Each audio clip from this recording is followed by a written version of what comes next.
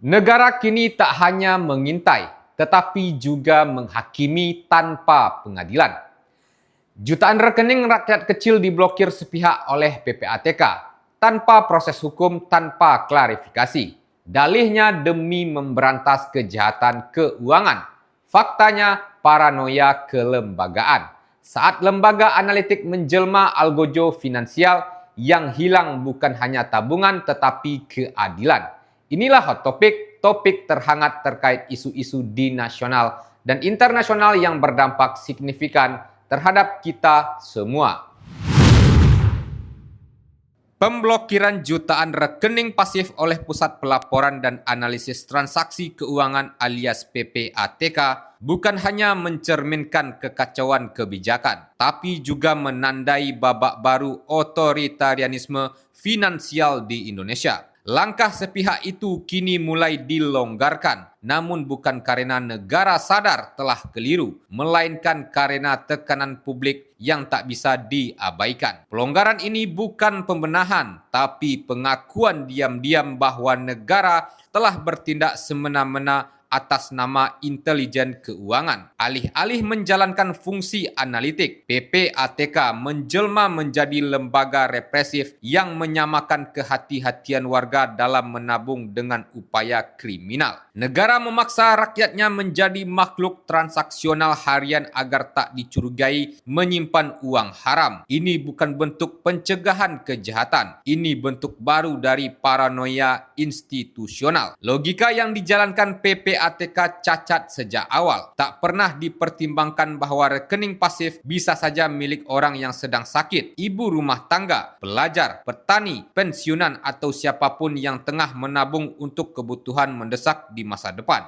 Dalam kenyataannya, tidak semua orang bertransaksi tiap pekan. Ada jeda, ada perencanaan, dan jeda bukanlah kejahatan. Ketua PBNU Khairul Soleh Rashid secara tegas menyoroti kebijakan ini. Menurutnya, pencabutan blokir terhadap 28 juta rekening hanyalah bukti bahwa sejak awal kebijakan ini serampangan. Ini menimbulkan keresahan dan kepanikan. Kebijakan semacam ini melemahkan kepercayaan publik terhadap sistem perbankan nasional, ujar Khairul dalam pernyataannya Senin 4 Agustus 2025. Khairul juga menekankan bahwa kepercayaan adalah fondasi utama sektor keuangan dan tindakan sepihak PPATK bisa menggerusnya. Bukan hanya kalangan ulama, pakar ekonomi dan kebijakan publik juga angkat suara. Antony Budiawan, Managing Director Politik, Ekonomi and Policy Studies, menyebut PPATK telah bertindak melampaui kewenangannya. PPATK bukan aparat penegak hukum. Ia tak punya hak untuk membekukan rekening warga negara, tegasnya. Menurut Antony, bahkan bank tidak bisa serta-merta mengambil dana di rekening dorman, apalagi lembaga analitik seperti PPATK. Sementara, Edi Junarsin, ekonom dari Universitas Gadjah Mada, menyoroti buruknya komunikasi pemerintah. Menurutnya, minimnya sosialisasi membuat masyarakat bingung dan panik. Kebijakan ini bisa menggerus semangat bekerja dan berwirausaha rakyat, kata Edi. Ia menilai pemblokiran tidak perlu dilakukan, cukup dengan verifikasi ulang, dan bila pun ada batas waktu untuk status dorman, mesti diperpanjang, bukan dalam hitungan bulan. PPATK berdalih bahwa pemblokiran dilakukan karena rekening pasif banyak dimanfaatkan untuk kegiatan ilegal, seperti praktik jual beli rekening, transaksi judi online, hingga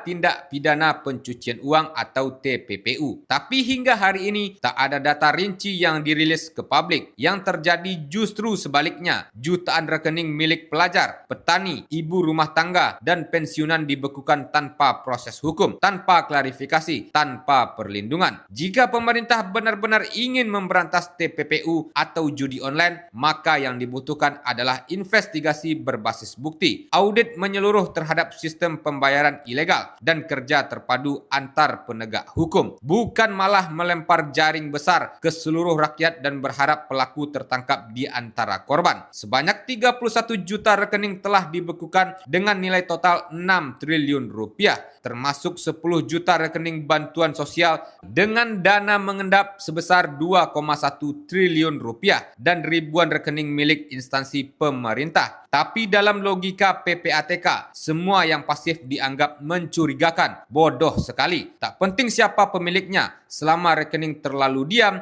maka ia dianggap menyembunyikan uang haram. Yang lebih ironis, keberanian PPATK hanya tajam ke bawah. Pada 2024, lembaga ini melaporkan adanya transaksi mencurigakan senilai 80,1 triliun rupiah yang melibatkan partai politik, calon legislatif, dan pejabat aktif. Tapi tidak ada pemblokiran, tidak ada pembekuan, tidak ada tindakan nyata. Semuanya menguap begitu saja. Di mana keadilan? Inilah selektivitas berani, tajam ke rakyat biasa, tumpul ke elit kekuasaan. Terhadap penguasa, PPATK cukup mengirim dokumen. Tapi terhadap rakyat kecil yang diam menabung, PPATK langsung mengeksekusi. Dari sisi hukum, tindakan ini bukan hanya maladministratif, tapi pelanggaran serius. PPATK bukan aparat penegak hukum, bukan polisi, jaksa, ataupun hakim. Undang-Undang Nomor 8 Tahun 2010 tentang pencegahan dan pemberantasan tindak pidana pencucian uang hanya memberikan kewenangan bagi PPATK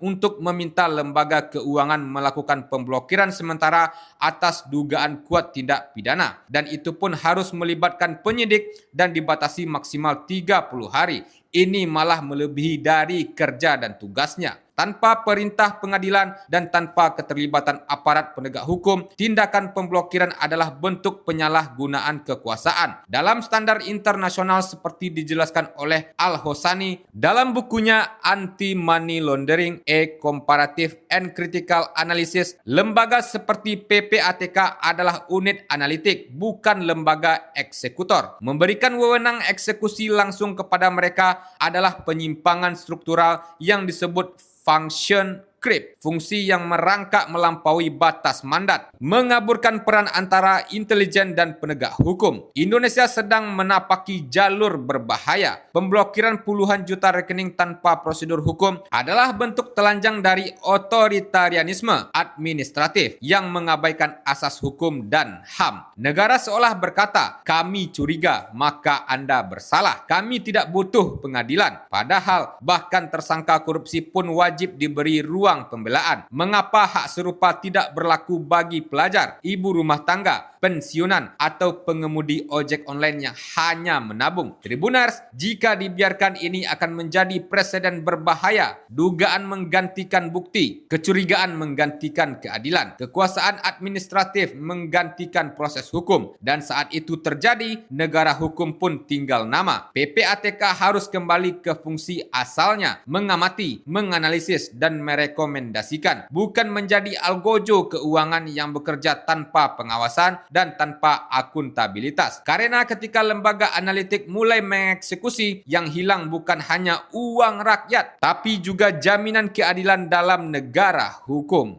Download Tribun X sekarang, menghadirkan lokal menjadi Indonesia.